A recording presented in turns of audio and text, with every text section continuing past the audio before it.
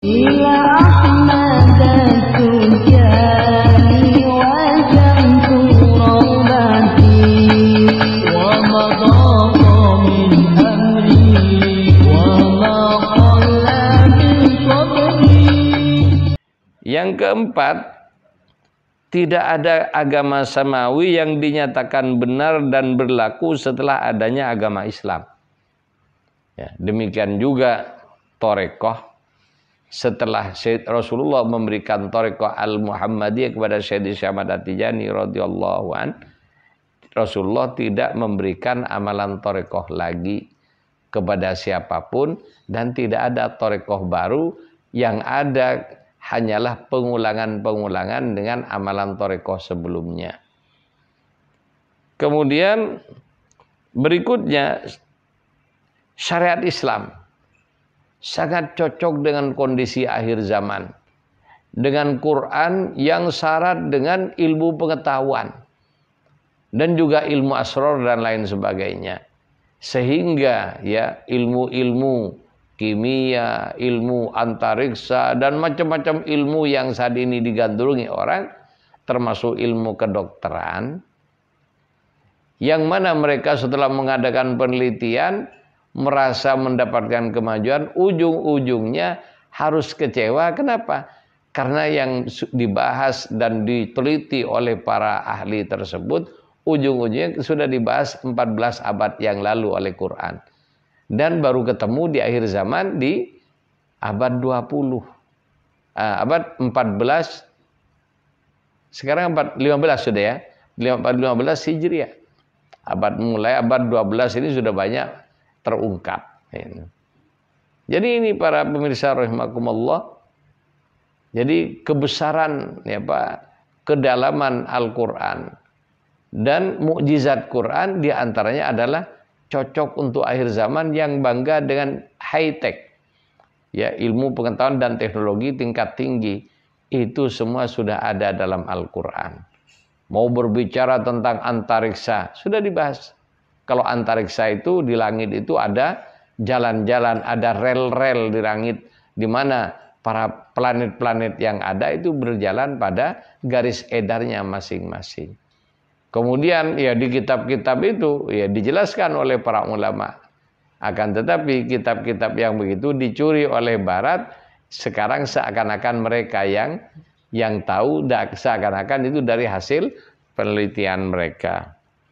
Kemudian, jadi Thariqah Tijani adalah thariqah terakhir yang tidak ada thariqah baru, ya, dalam arti orisinil kebaruannya, sebagaimana setelah Tijani diberikan oleh Rasulullah.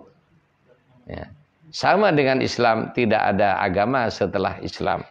Tidak ada agama samawi yang diturunkan oleh Allah setelah Islam. Kemudian kesempurnaan syariat Islam yang sangat cocok dengan kondisi akhir zaman. Jadi kesempurnaannya sehingga semua lini kehidupan dibahas dalam Islam. Yang mana ya ini juga oleh penjajah dikerdilkan, sehingga ada istilah jangan bicara politik di masjid, jangan bicara politik di pengajian-pengajian, ya pengajian itu sudah cukup bicara ibadah. Padahal perlu kita tahu Rasulullah Sallallahu Alaihi Wasallam membahas semua aspek kehidupan, dari membahas sholat berjamaah, membahas zakat, membahas puasa, membahas semua ibadah-ibadah yang lain, termasuk juga hubungan manusia dengan manusia dalam segala lini perdagangan dan termasuk kedokteran dan lain sebagainya, semua terbahas dalam Quran. Dan yang ada dalam Thariqah Tijani, ya dalam Thariqah Tijani banyak ahli-ahli yang oleh Allah diberi ilmu yang belum terbahas oleh para ahli sebelumnya, sehingga banyak ahli Tijani yang menguasai perkara penting dalam kehidupan ini. Kemudian mukjizat Nabi Muhammad Sallallahu Alaihi Wasallam, ya ada yang langgeng sampai hari kiamat, di antaranya Al-Quran. Termasuk juga ya syafaat beliau, di mana orang mahabbah saja dengan Rasulullah masuk surga. di antara karomah Sayyidi Syekh Ahmad bin Muhammad At-Tijani radhiyallahu an yang merupakan warisan super khusus dari Rasulullah yang tidak dimiliki oleh wali-wali kutub yang lain adalah di bidang mahabbah.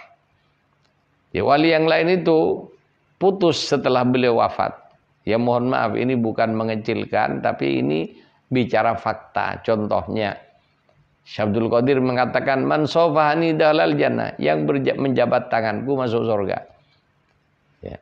Coba kalau sudah wafat, bisa enggak berjabat tangan dengan orang yang sudah wafat? Kemudian Syekh Ismail Al-Hadrami, dia mengatakan, man qabala qadami dalal jannah, yang mencium kakiku masuk surga. Oke, ketika hidup bisa. Setelah wafat, tidak bisa. Yang banyak kita ketahui di Indonesia, Syekh Abdul Qadir mengatakan yang lewat di depan madrasahku bebas dari siksa kubur. Lalu bagaimana kalau sudah madrasahnya tidak dipakai dan dibongkar, diratakan, diganti dengan bangunan lain? Maka ketika itu putus sudah. Tapi Sayyidi Syekh Ahmad bin Muhammad At-Tijani radhiyallahu anhu mewarisi mukjizat Nabi sebagai karomahnya yang tertinggi dan tidak dipunyai wali lain. Apa? Mahabbah. Cukup senang. Senang dengan Rasulullah, yusarul mar'u ma'aman ahabbah. Senang dengan Rasulullah, maka kelak di hari kiamat berkumpul dengan beliau dengan mahabbahnya. Ya otomatis dengan mahabbah itu dia akan mengikuti sunnah-sunnahnya. Agama dan sunnahnya. Kemudian bagaimana dengan Sayyidi Syekh Ahmad At-Tijani radhiyallahu an? Satu-satunya wali yang mengatakan man habbani, barang siapa ya. Dan ini jaminan dari Rasulullah kepada Sayyidi Syekh. Barang siapa senang dengan aku, mahabbah dengan Syekh Tijani, la yamutu hatta nalal wilayata qat'an. Orang tersebut tidak akan mati kecuali sudah benar-benar menyandang predikat wali. Nah, ini adalah persamaan-persamaan, kemiripan-kemiripan yang dimiliki oleh Sayyidi Syekh Ahmad bin Muhammad At-Tijani radhiyallahu an dari segi waktu dan perkara-perkara lainnya yang berkaitan dengan waktu.